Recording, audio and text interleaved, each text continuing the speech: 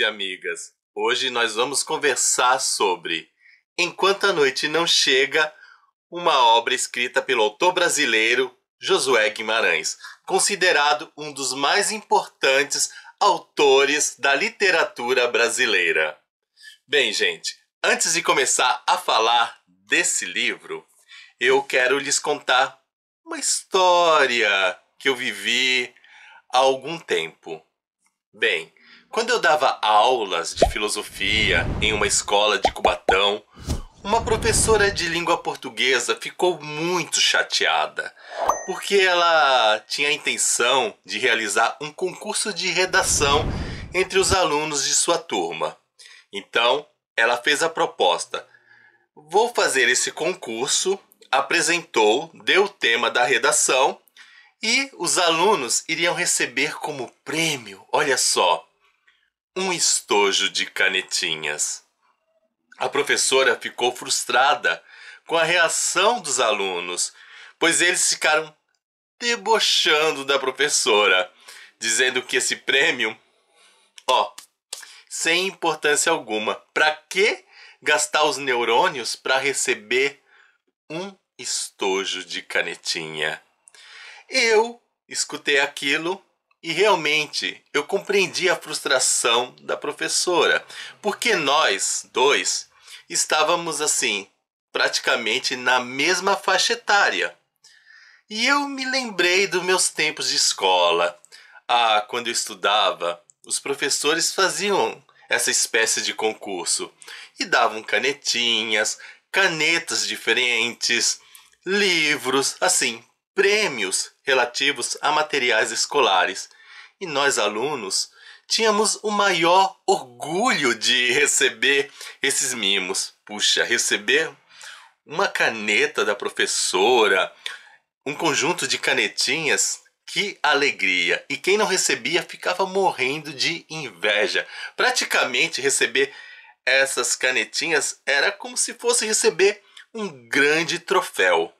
Então, nesse sentido, eu compreendi a frustração da minha colega de trabalho.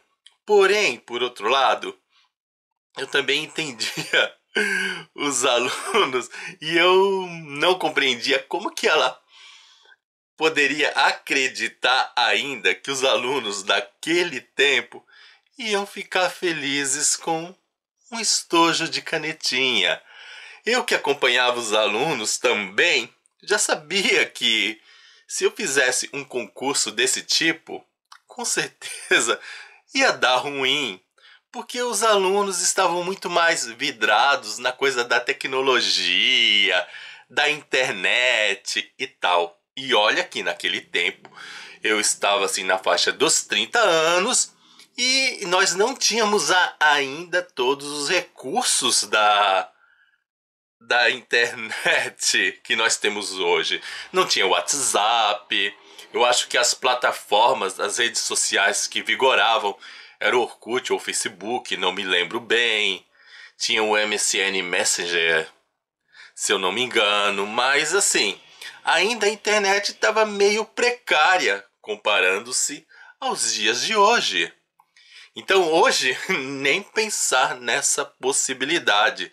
Se a gente promete, vou dar como prêmio isso, ou então às vezes eu vejo aqui na internet autores falando que vai fazer concurso e vai dar conjunto de marcadores. Se nem com livros o pessoal tá se empolgando, porque quando eu comecei isso aqui, a gente falava que ia fazer um concurso, um sorteio para ganhar livro, o pessoal se agitava. Agora, até livro. E olha que eu tenho público leitor, eu vejo esse público leitor, o pessoal, tá nem aí pros livros.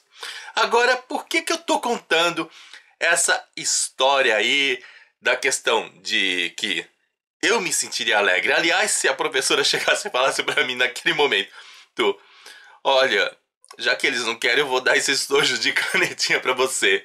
Juro que eu ficaria muito feliz. Até hoje, se quiserem me dar um conjunto de canetinhas, eu vou ficar feliz.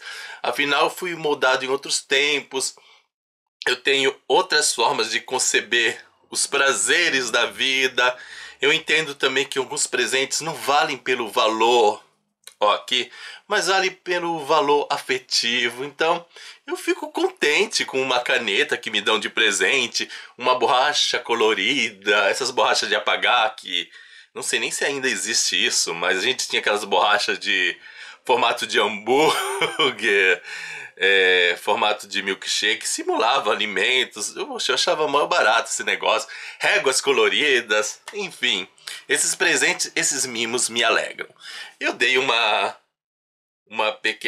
pequeno desvio e acabei não respondendo claramente por que que eu tô contando essa história, mas esses paralelos, esses desvios complementam a mensagem. A questão é o seguinte: li esse livro enquanto a noite não chega. E olha, senti um prazer enorme. Amei a leitura. Achei profunda. Porém, eu sinto que os jovens de hoje, se pegarem um livro desse, eles simplesmente vão... Ah, essa história não é legal. Eu me sinto como a professora. Tipo, amo o livro, amo essas coisas, considero essa leitura como se fosse um grande prêmio, mas me parece que os jovens de hoje não estariam tão assim atentos a esse tipo de leitura. Por que eu cheguei a essa conclusão? Pelo fato de estar acompanhando resenhas e vendo reações das pessoas, e eu vejo as reações tanto do resenhista como assim das pessoas que comentam as resenhas, do jeito que elas interagem, do jeito que elas falam, etc. Eu sei que muitas pessoas quando pegam, aí tá um pouquinho do meu diferencial, quando pegam uma resenha para assistir, ficam preocupadas em apenas absorver o conteúdo da obra. Eu quero saber, evidentemente, o conteúdo da obra, mas uma coisa que observo também são as reações das pessoas, a reação do ser humano. Eu fico ali vendo que tipo de livros eles gostam e às vezes, olha o que acontece. Eu vejo gente que pega um livro, lê e começa a falar das características da obra. E essa pessoa aponta: gostei do livro por isso, por aquilo outro, etc. E eu tô ali vibrando. Puxa, que legal! Eu quero ler esse livro, que chocante! Com certeza esse livro vai entrar na minha lista de desejo. De repente, no meio dessas descrições de características que eu amo, a pessoa disse: por esses motivos eu não gostei da obra. E eu fico: meu Deus! Tudo que eu acho positivo, essa pessoa detestou. E por quê? Vivências diferentes, especialmente vivências em tempos diferentes. As coisas que nós valorizávamos no passado, hoje em dia já parece que não tem grande valor. Os valores mudam. Eu poderia dizer que o sistema axiológico, para quem não sabe, sistema axiológico é o sistema de valores que as pessoas têm, está totalmente diferente, ou seja, cambiou, alterou. E isso faz meio que pessoas da minha geração, ao entrar em contato com gente mais nova, fique meio frustrada, porque a gente se empolga com uma obra e de repente a gente reconhece: eu gostei, mas quando eu for apresentar ao público, eu acho que eles não vão gostar tanto quanto eu. Especialmente porque eu olho os insights do meu Instagram, do meu YouTube, as estatísticas, e o meu público não acompanha na minha idade. É um público de 35 anos para baixo. Lá vem registrado, porque as pessoas quando fazem lá o perfil, elas nem se dão conta, mas elas acabam colocando a idade, e se não colocam, existem sistemas para eles avaliarem mais ou menos a faixa etária. Tem umas coisas aí que não dá para explicar, mas eles chegam à conclusão das idades, mesmo até quando as pessoas não falam as suas idades.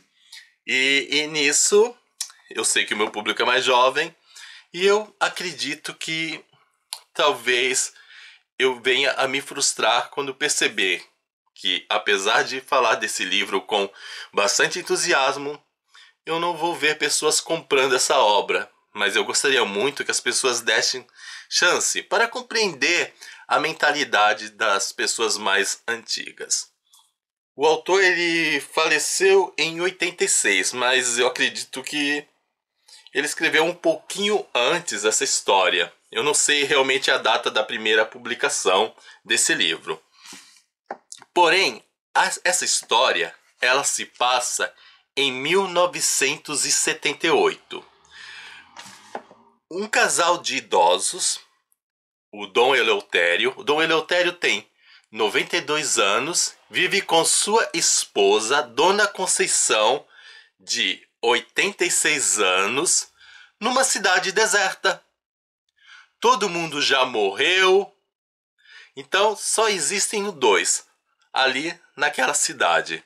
Além deles, nessa cidade habita um coveiro. Então imagina, um casal de idosos que tem como companhia o coveiro.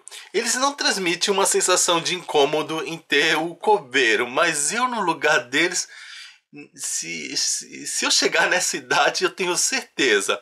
Pô, tô aqui nessa cidade sozinho e a minha companhia é um coveiro. Não sei. Essa coisa aí me causou uma certa aflição. Eu acho que o autor, ele, ele foi assim, pouquinho não, foi muito genial de ter feito essa sacada. Idosos tendo como companhia um coveiro. E esse casal está passando por muita necessidade, porque cidade deserta, não tem comércio, não tem ninguém para conversar além do coveiro. Então, como que eles se alimentam ali? Eles têm uma vaquinha, essa vaca produz leite, então eles tomam muito leite e fazem mingauzinho de leite para se alimentar. Além disso, no jardim, ali no terreno, às vezes encontram uma couve, então eles fazem a couve picada e tempera com óleo e sal. Imaginam estando comendo carne. De vez em quando umas goiabas aí, numas árvores. Mas assim, é uma alimentação muito, muito pobre. Tem uma lata de farinha de trigo, uma latinha de açúcar, os potinhos de óleo, que eles conseguem da seguinte maneira: quando aparecem alguns viajantes, eles dão um dinheirinho, que eu não sei de onde que vem, o autor não explica, e esses viajantes vão, compram e trazem para eles. Só que muitas vezes o livro deixa claro, embora não dê os detalhes, eles recebem golpes aí. As pessoas vão e não e faz essa judiação aí com o casal de velhinhos. Pega o dinheiro e não traz a comida. Então eles vivem assim numa vida muito precária, economizando as coisas. Economizam o querosene para acender o lampião à noite. Para eles só restam duas velas. Eles utilizavam as velas para caminhar em casa, mas agora que sobraram duas velas, eles estão guardando essas velas pro dia do enterro. Uma vela para o marido, Dom Eleutério, e outra para a esposa, para Dona Conceição. Eles têm consciência que o coveiro não foi embora da cidade, ainda porque o coveiro assumiu como missão ter que enterrar esses dois velhinhos. Então, o dia inteiro o coveiro fica aí cuidando do buraco das covas, já está aberto. Ou seja, quando os velhinhos morrerem, é só colocar os velhinhos ali no buraco e tampar com a terra. Só que é impressionante, eles falam isso com uma naturalidade, como se isso não fosse algo preocupante. Se preocupa com a escassez da comida, sente tristezas por diversos motivos, e eu vou chegar lá, por que ele sente tristeza, mas eu acho que está meio óbvio o motivo da tristeza deles. E um pouquinho assim preocupados, não exatamente do fato de serem enterrados, mas de deles estarem meio que prendendo o coveiro. E um detalhe, o que o coveiro come? O coveiro só tem uma refeição por dia, que é à noite. Essa refeição ocorre à noite, na casa dos velhinhos, aí eles conversam, então os velhinhos todos os dias esperam o coveiro para comerem um mingauzinho de leite com açúcar que tá cujo açúcar tá pouco ainda. Então, ó, já defini a situação financeira desse grupo todo. Durante o decorrer da trama, o que ocorre? Eles conversam sobre o passado.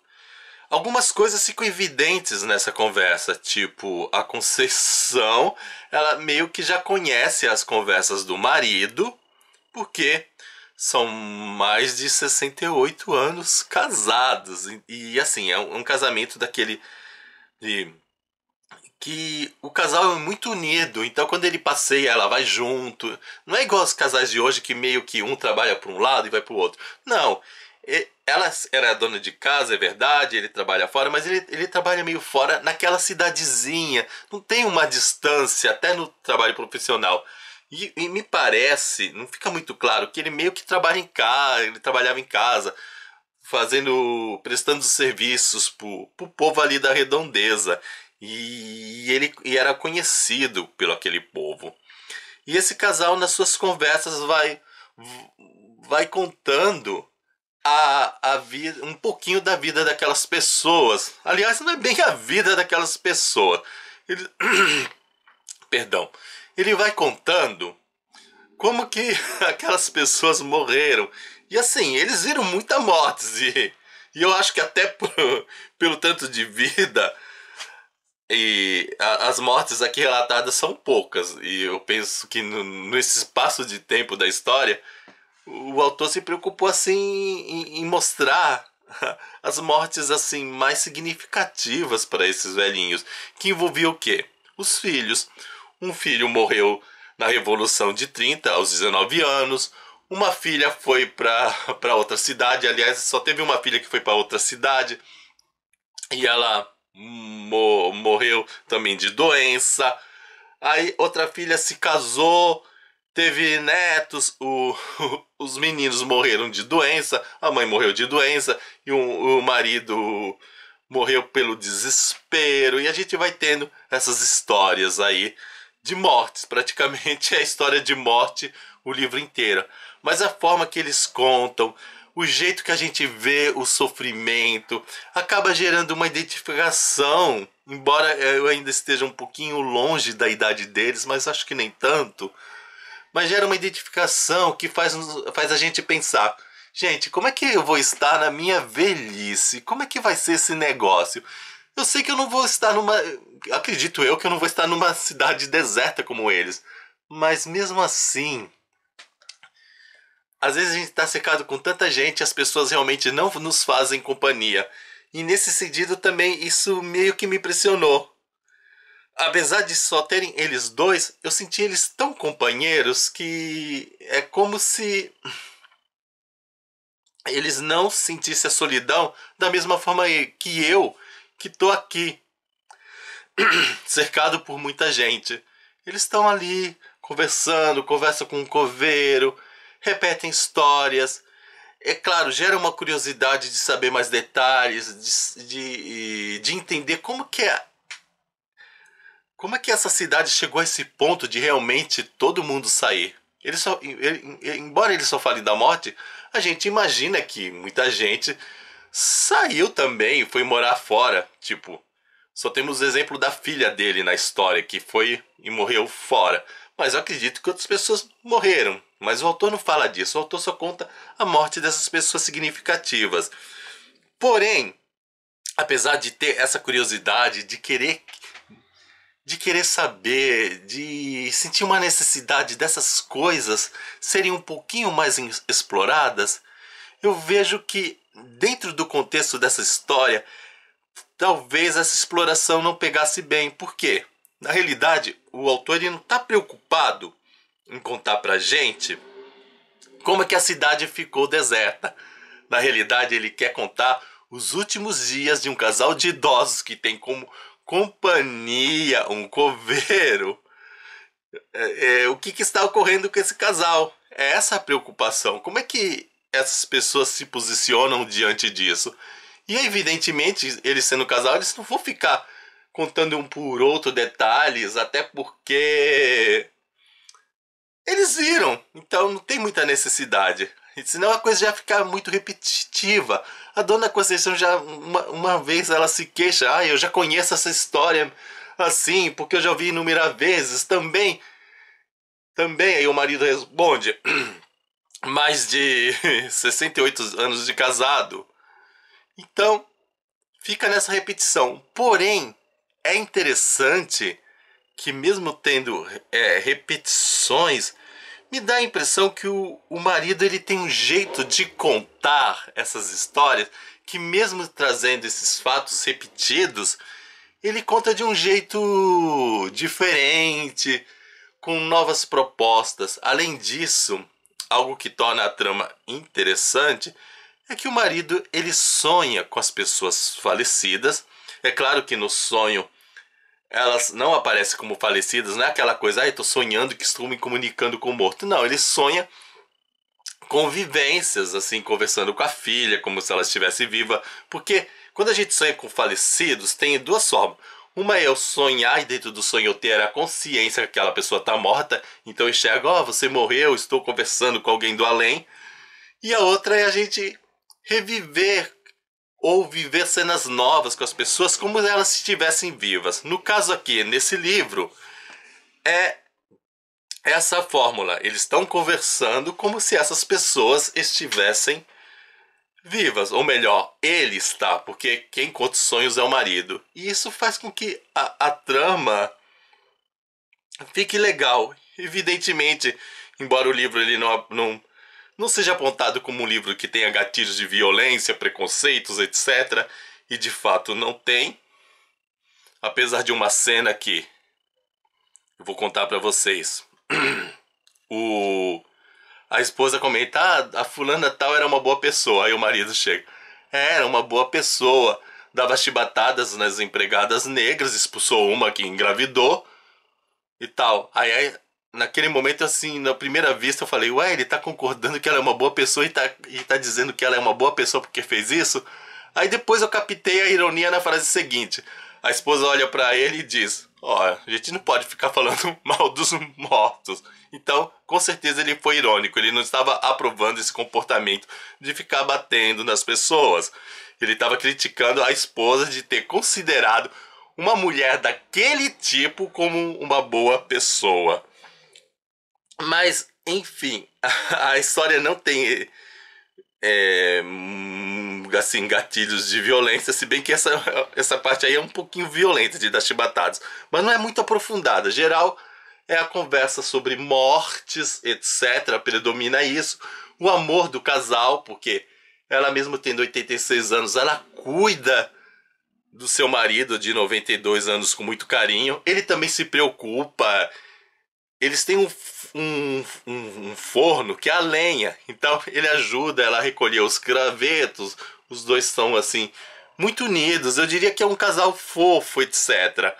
Mas em mim despertou algumas situações de gatilho.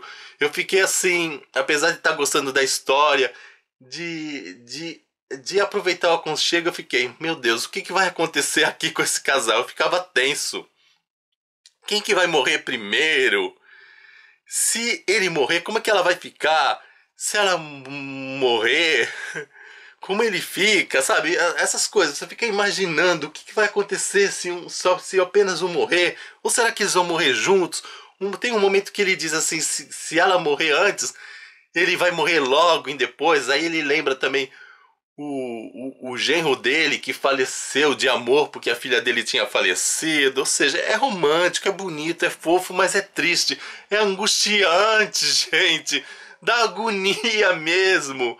E assim, a coisa do coveiro ali, aquilo ali me incomodava. O coveiro como lembrete. E eu tive uma lembrança da casa da minha avó. Ou melhor, minha avó morava num apartamento perto do cemitério. E o quarto dela, justamente o quarto dela, tinha a minha tia que morava, tinha os meus primos que moravam naquele mesmo apartamento. E eu conheci os quartos. Todos os quartos tinham umas paisagens assim até que legais. Mas o quarto da minha avó, você chegava lá, o que você via? O cemitério de baixo, que por acaso é o cemitério do Sabuó. aqui de Santos. E eu... Meu Deus, eu acho que não é muito agradável uma pessoa da idade da minha avó, ela tava beirando os 90 e poucos anos, ver, ver um negócio desses. Eu me senti incomodado com isso, então eu imagino que a presença do coveiro também incomode. Mas enfim, o livro vai girando em torno dessas conversas de últimos dias, trazendo reflexões sobre solidão, vida, morte, e nos faz dizer que, apesar da gente sempre querer viver mais, também é muito triste a gente viver muito e ver os nossos amigos desaparecendo. E eu já sentia isso. Antes de ler essa obra, eu sempre tive essa percepção. Puxa, eu não quero morrer. Mas olha, antes dos 40 anos, eu já vi muita gente, muito amigo de infância que a gente imaginava, pô, vão viver assim muito tempo, a gente vai conversar, a gente se conheceu na adolescência e de repente eles já tinham falecido. E eu tô aqui vivo e tipo, é uma sensação de solidão. É ruim você ver isso. Não é que eu queira morrer, mas é triste você ver seu amigo morrer. A mãe dos seus amigos de infância, porque mãe de amigo de infância, elas acabam meio que nos adotando. Elas nos tratam como filhos. Então é como se também a minha mãe tivesse falecido. Então, me colocando na situação aqui dos personagens, eu sofri. Mas, apesar do sofrimento, ai, sabe, me deu também uma tristeza quando a história acabou, porque é curtinha e eu queria tanto ter mais a presença desses velhinhos, de saber mais coisas, sabe? É um casal que merecia ter a história contada um pouquinho mais. É claro que com a idade deles não dá para contar mais, teria para fazer uma história teria que pegar a juventude, a infância, o casamento, etc. Mas seria muito interessante, né, ver a história de pessoas que estavam com aproximadamente 68 anos de casamento no ano 1978. Eu acho que tem alguma coisa errada aqui, porque daria mais ou menos uns 10 anos, não sei. Mas a questão é um casal assim que viveu muito e batalhou. E é isso, gente. Eu espero de todo o coração que você que é jovem leia esse livro, mesmo que diante das opções que você tem hoje, ter uma vida assim tão pacata não seja algo tão interessante, mas eu acho que vale a pena ver a poesia, o amor, valores que andam se perdendo nesse mundo. Então, de maneira especial, eu não vou recomendar para as pessoas da minha idade, porque eu acredito que pessoas da minha idade vão apreciar. Mas eu gostaria muito que a juventude pegasse um livro como esse e refletisse mais sobre a vida. E é isso, gente. Espero que vocês tenham gostado. Não se esqueçam de dar o seu joinha, nem que seja por caridade. Afinal, copo d'água e um joinha não se nega pra ninguém. Tchau pra vocês e até o nosso próximo vídeo. Fui!